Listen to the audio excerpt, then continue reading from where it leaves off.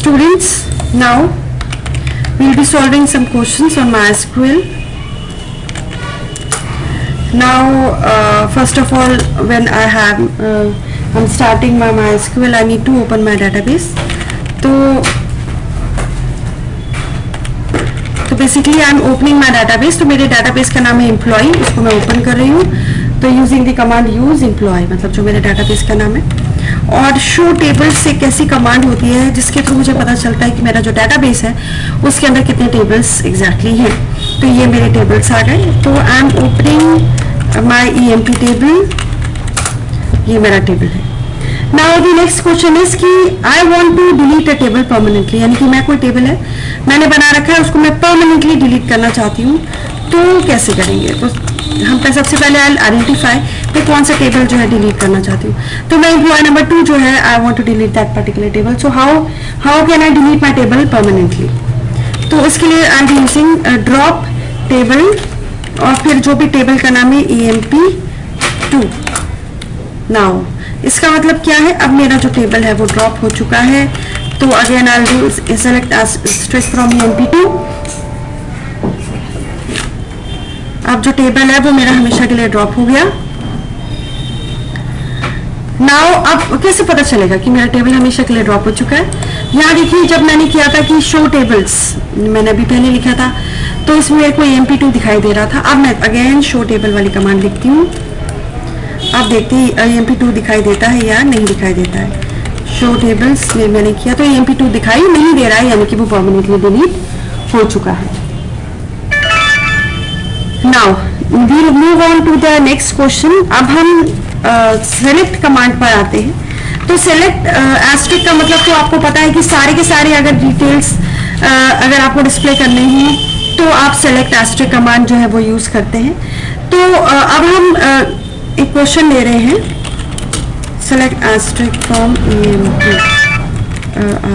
EMP1. Select asterisk from EMP table जो है.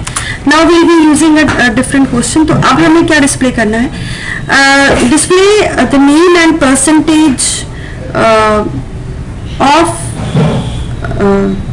Students of employees whose age is more than 9 years and who live in Delhi. तो क्या क्या display करना है? Display name and percentage. तो I write the question here.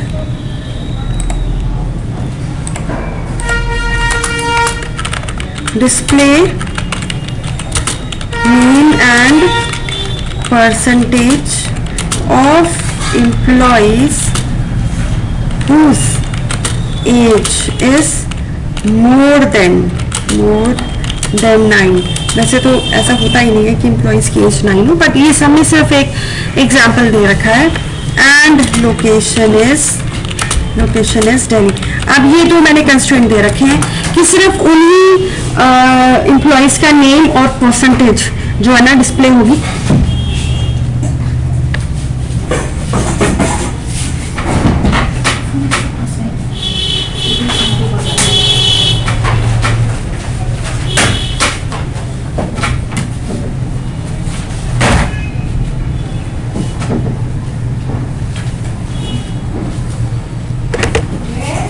तो name और परसेंटेज जो है मुझे डिस्प्ले करनी है उन लोगों की जिसकी जो एज है वो 9 years से ज़्यादा है और जो लोकेशन है वो दिल्ली है. अब ये कैसे डिस्प्ले करेंगे? तो आई राइट सेलेक्ट नेम और percentage from EMP where age is greater than 9 and location is equal to Delhi. ठीक है, अब आ गया.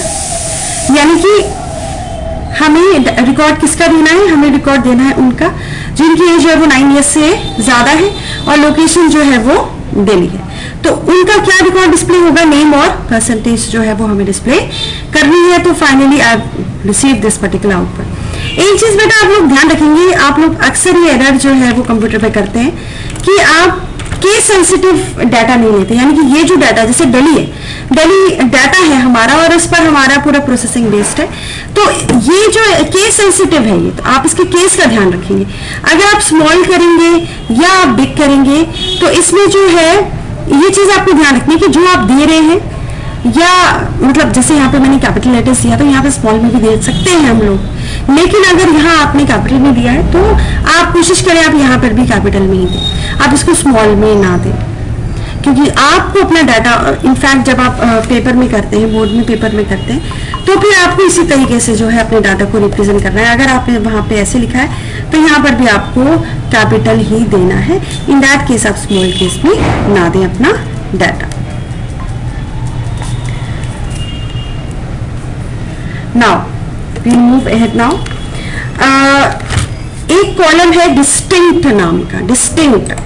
कई बार क्वेश्चन जो है इस तरीके से आता है कि आपका जो ऑफिस है, जो आपका ऑफिस है वो कहाँ पर लोकेटेड है, तो where is the office located, office located कहाँ पर है। अगर टेबल में हम करें, अगर मान लीजिए अगर आप ये कर रहे हैं यहाँ पर कि इसका आंसर, अच्छा ठीक है, सेलेक्ट लोकेशन फ्रॉम EMP, अगर मान लीजिए आप ऐसे करते हैं सेलेक्ट लोकेशन फ्रॉम EMP, अच्छा ये तो कोई आंसर नहीं होगा मुंबई और Delhi, no this is not the answer. भाई आंसर तो होना चाहिए कि मुंबई और दिल्ली में लोकेशन है जहाँ पे हमारा ऑफिस सिचुएटेड है, लेकिन हम तो दे रहे हैं मुंबई फिर दिल्ली फिर दिल्ली फिर दिल्ली फिर दिल्ली फिर Delhi, no this is not the answer. तो अब ऐसे अब आंसर कैसे करेंगे, तो सिंपल हम क्या लिखेंगे, यहाँ पर हम लगा देंगे distinct, DISCINCT, distinct, select distinct location from EMP। अभी डिस्टिंक्ट लोकेशन जैसे ही हम लिखते हैं तो इंटर हम इससे करते हैं, तो select distinct location from EMP, तो यहाँ पे NCT होता है, थोड़ा सा एरर हो गया है हमारी राइटिंग में। तो select distinct location from EMP का मतलब क्या है कि हमारा जो कंपनी का ऑफिस है वो कहाँ लोकेटेड है, तो हमारा जो कंपनी का ऑफिस है that is located in Mumbai और दिल्ली। तो डिस्टिंक्ट करके आपको दो ही शहरों के नाम आएंगे, और अगर आप लिखेंगे सेलेक्ट लोकेशन फ्रॉम EMP तो आप सारे जितने भी सिटी है सबके नाम आ जाएंगे, लेकिन डिस्टिंक्ट करते ही फिर सीधा दो शहरों के ही नाम आएंगे जहां पे एक्चुअली लोकेटेड है। Now we'll move ahead. थोड़े बहुत ऑपरेशंस जो हैं हमारे MySQL में होते हैं, जैसे कि अरिथमेटिक ऑपरेशंस होते हैं, रिलेशनल होते हैं, लॉजिकल और स्पेशल ऑपरेटर्स होते हैं। तो कुछ हम स्पेशल मतलब अरिथमेटिक ऑपरेटर्स भी जो है यहाँ पे परफॉर्म करते हैं, जैसे कि आप लिख सकते हैं 66 multiply by 9 from due, select 66 multiply by 9 from due table. तो 66 मल्टीप्लाई बाय 9 594, यानी कि अलग अलग आप ऑपरेशंस भी परफॉर्म कर सकते हैं। तो ये जो भी आपको ऑपरेशन परफॉर्म करने होते हैं आप इसको ड्यूल टेबल पे करते हैं। तो एक्चुअली ड्यूल टेबल क्या है, ये एक पर्टिकुलर टेबल है जो कि अरिथमेटिक ऑपरेशंस के लिए, यानी कि आपको जो भी मेमोरी चाहिए मतलब आप कैलकुलेशन परफॉर्म करने के लिए, तो that is all provided from dual table. तो जब भी आपको कोई ऑपरेशन परफॉर्म करना है, अरिथमेटिक ऑपरेशन परफॉर्म करना है, डायरेक्ट कैलकुलेशन करनी है, आपको कोई डाटा पर्टिकुलर टेबल से यूज नहीं करना है, तो फिर आप इस तरीके से इसके कैलकुलेशन जो है वो कर सकते हैं। जैसे कि अगर आपको मॉडुलस निकालना है 34 फिर आपका मॉडुलस 2, अगर आप ये करते हैं फ्रॉम ड्यूल मॉडुलस निकालना है, तो मॉडुलस का मतलब आपको पता है क्या होता है, रिमाइंडर होता है। अगर आप मान लीजिए यहाँ पे मॉडुलस 2 ना करके मॉडुलस 5 कर लें तो आपका जो आंसर है वो 4 आ जाएगा। तो ऐसे अलग अलग ऑपरेशंस जो है, प्लस माइनस डिवीजन मल्टीप्लिकेशन और ये सब थोड़े बहुत ऑपरेशंस जो है वो आप अरिथमेटिक ऑपरेशंस आप परफॉर्म कर सकते हैं इससे। नाउ ऐसा होता है कि भाई सबकी जो है, for example I have written here EMP 1, अच्छा तो टेबल है आपका EMP। अब नेक्स्ट इसकी सबकी एज जो है वो आप 10 इयर्स बढ़ा दो, ठीक है। तो आपका क्वेश्चन ये है, increase the age by 10 of all employees. सबकी एज जो है वो 10 साल आप बढ़ा दो, 10 इयर्स जो है वो आप बढ़ा दीजिए। तो आप क्या कमांड लिखेंगे, update EMP set age is equal to age plus 10। Okay, अब सबकी एज बढ़ चुकी है। अब हम इसको देख सकते हैं कि एज बढ़ चुकी है। तो यहाँ पर देखिए, जो 10 था वो 20 हो गया, जो 11 था वो 21 हो गया, जो 9 था वो 19 हो गया, अगेन 10 20 हो गया, 12 जो है वो 22 हो गया। तो सबकी जो एज है वो हमारी यहाँ पर बढ़ चुकी है, जैसे कि आप यहाँ पर देख सकते हैं। नाउ इसके बाद हम एक और ऑपरेशन जो है वो परफॉर्म करना चाहते हैं। फॉर एग्जाम्पल हम जो है परसेंटेज या हम नेम जो है पूजा सिंह का वो 25 इयर्स करना चाहते हैं, लेकिन परमानेंटली नहीं, सिर्फ मतलब डिस्प्ले करने के लिए। तो हम करेंगे select age +10 from EMP where name is equal to Pooja Singh. तो क्या होगा, सिर्फ इसकी एज जो है वो 30 इयर्स हो गई है, लेकिन ये सेलेक्ट कमांड में हुई है, तो इसका एक्चुअल डाटा पे असर नहीं पड़ेगा। ठीक है, ये सिर्फ जैसे हम कहते हैं ना कि आप बोनस ऐड कर दीजिए, आप बोनस जो है वो 30 ऐड कर दीजिए, एम्प्लॉय की सैलरी जो है वो 3000 रुपये से बढ़ा दीजिए इस महीने सिर्फ, लेकिन परमानेंटली वो बढ़नी नहीं चाहिए क्योंकि वो एक बोनस है। तो आप सेलेक्ट कमांड के थ्रू भी आप उसको लिखेंगे, सेलेक्ट सैलरी +3000 फ्रॉम EMP, तो सैलरी बढ़ जाएगी, लेकिन वो परमानेंटली नहीं बढ़ेगी। अगर आपको कोई डाटा परमानेंटली चेंज करना है, आप उसके लिए अपडेट कमांड का इस्तेमाल करेंगे। अगर आप कोई डाटा चेंज कर रहे हैं यूजिंग सेलेक्ट कमांड, तो वो उसी क्वेरी के अंदर आएगा और क्वेरी के बाद जो है कुछ भी आउटपुट नहीं मिलेगा।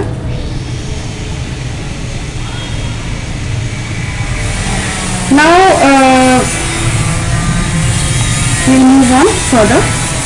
तो this is evaluating of scalar expression। तो scalar expression जो है वो बोलते हैं।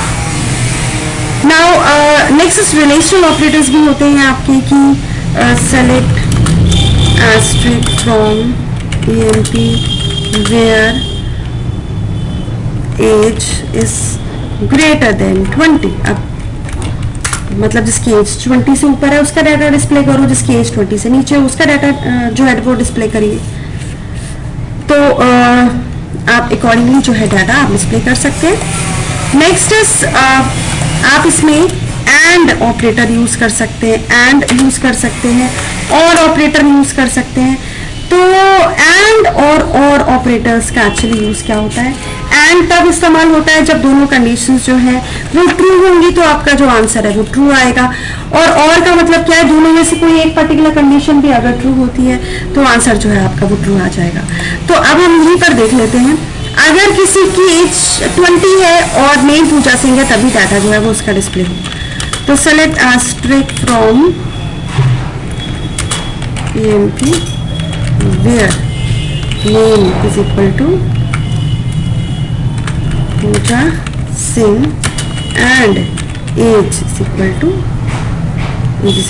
20। Now अगर मैं यहाँ पर अगर ऐसे लिख दूँ and age is equal to 20 नहीं, अगर मान लीजिए मैं लिख दूँ यहाँ पे एज इज इक्वल टू 30, तो देखिए एम्प्टी सेट है, यानी कि पूजा सिंह की एज 30 नहीं 20 है, इसलिए कोई डाटा डिस्प्ले नहीं हुआ क्योंकि मैंने यहाँ पे क्या लगाया है, एंड लगाया है। तो एंड का मतलब है कि दोनों की दोनों कंडीशंस जो है अगर ट्रू होती है तभी क्वेरी आपकी एग्जीक्यूट होती है।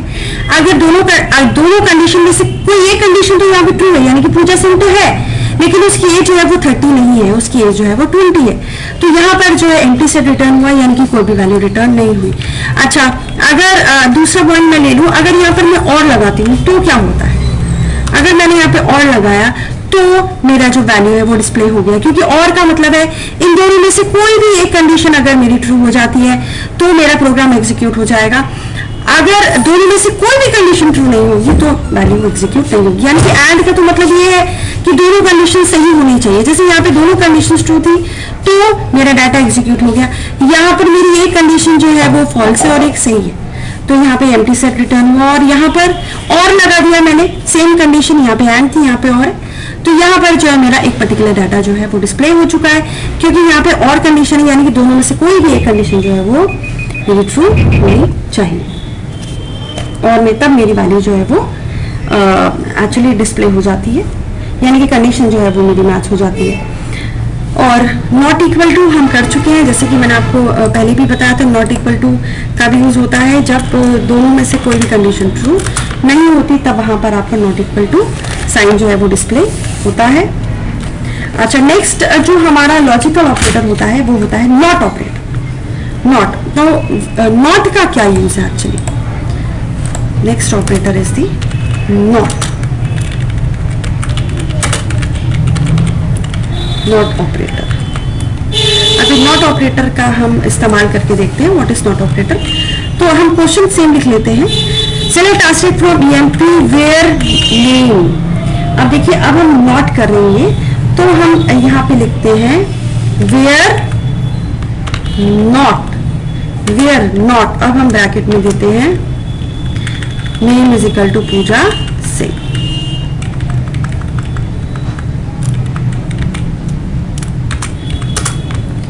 ये देखिए, मतलब वेयर जो नेम है वो पूजा सिंह नहीं होना चाहिए। पूजा सिंह के अलावा कोई भी नाम हो जाए वो चल जाएगा, उसका डाटा जो है डिस्प्ले हो जाएगा फिर, लेकिन आपको जो नाम है वो पूजा सिंह नहीं होना चाहिए। तो यहाँ पर हमारे रेस्क्यू में कौन सा ऑपरेशन आता है? नॉट। नॉट का मतलब है इसके अलावा जो भी रिकॉर्ड है वो सारे के सारे डिस्प्ले हो जाएंगे। Now next is comment.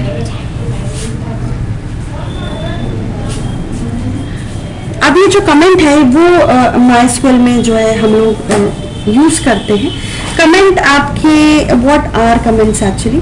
तो कमेंट का मतलब है अगर आप कोई थ्योरी लिखना चाहते हैं, आप कोई अगर मतलब प्रोग्रामर के लिए आप फॉर एग्जांपल आपको प्रिंट आउट निकालना है इस पूरे कंटेंट का, और अगर आप ये देना चाहते हैं, फॉर एग्जांपल आप लिखेंगे this is used to display the data. मतलब ये जो कमांड है आपकी वो हम किस लिए यूज कर रहे हैं? ये जो कमांड है हम यूज कर रहे हैं डाटा को डिस्प्ले करने के लिए। अगर हम यहाँ पर हम कर देते हैं एंटर, इसका मतलब है दिस बिकम्स अ कमांड। तो मतलब दिस बिकम्स अ कमेंट। तो कमेंट क्या होता है? बेसिकली उसको कंप्यूटर नहीं समझता। अगर मान लीजिए अगर उसको कमेंट के फॉर्म में ना लिखे तो क्या होगा?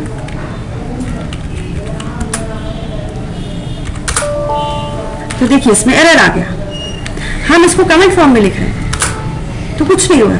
मतलब कमेंट क्या है एक्चुअली? ये तो प्रोग्रामर के लिए होता है। और हम यहाँ पे कमांड लिखते हैं सेलेक्ट आस्टेक फ्रॉम।